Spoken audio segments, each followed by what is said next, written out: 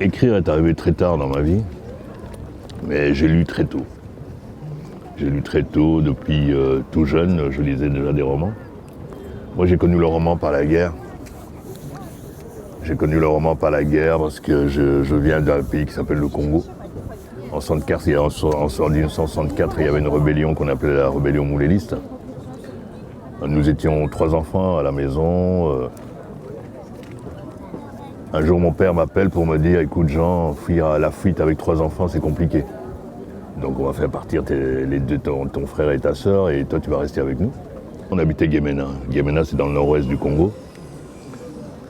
C'est un endroit où il n'y a pas beaucoup de livres, où je dirais même qu'il n'y a pas de livres. Mais chez moi, à la maison, il y en avait. Le vieux avait une bibliothèque assez importante. Et donc, cette bibliothèque m'attirait comme un aimant, en fait. Donc un jour, mon père, devant cette bibliothèque qu'on avait à la maison, il m'a dit, écoute, choisis un ouvrage. Moi, ça a été immédiat. Je savais exactement ce que je voulais lire depuis toujours. Je passais devant cette bibliothèque tous les jours, je savais exactement ce qu'il me fallait. Et un livre qui m'attirait spécialement, c'était Zola. Zola Émile.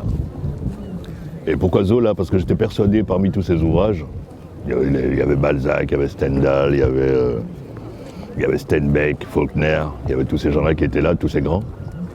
Mais il y en avait un qui m'attirait spécialement, c'était le Zola en question, parce que Zola au Congo veut dire amour. Donc pour moi, Émile Zola, c'était un Congolais, quoi. Et donc je dis à papa, c'est ça que je veux, et spécialement Nana.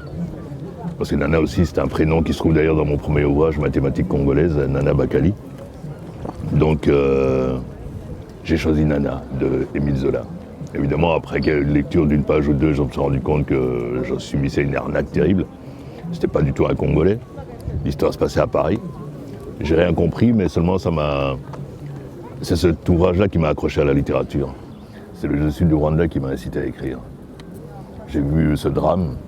Nous avons assisté à ce drame devant nos téléviseurs. Et j'ai vu des intervenants qui n'étaient pas rwandais. Moi, ça m'a un peu choqué. Et c'est à partir de là que j'ai pris ma plume et j'ai commencé à écrire. Donc voilà, la littérature, je ne sais même pas si c'est une activité que j'aime faire. Je ne sais pas. Parce que moi, ça me trouble plus qu'autre chose. Ça prend du temps, c'est beaucoup de travail, ok, mais ça me trouble profondément. Mes romans